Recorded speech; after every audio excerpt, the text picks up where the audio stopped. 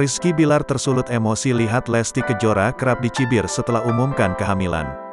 Kabar pernikahan siri Lesti Kejora dan Rizky Bilar memang baru terungkap belakangan ini. Bahkan, Rizky Bilar selama ini juga merahasiakan perihal kehamilan Lesti Kejora dari publik.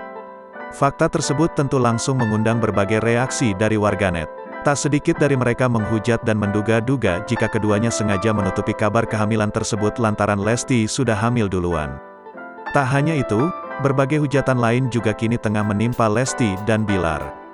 Kendati demikian, kesabaran Bilar nampaknya telah habis usai melihat keluarga terutama sang istri dihujat habis-habisan. "Kakak itu kesel, nih orang-orang berasa paling tahu. Berasa suci banget, malah jatohnya fitnah," ujar Rizky Bilar.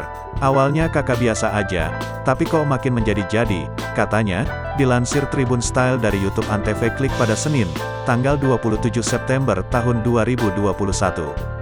Mendengar keluhan sang suami, Lesti Kejora langsung berusaha menenangkan hati Bilar yang sedang emosi itu.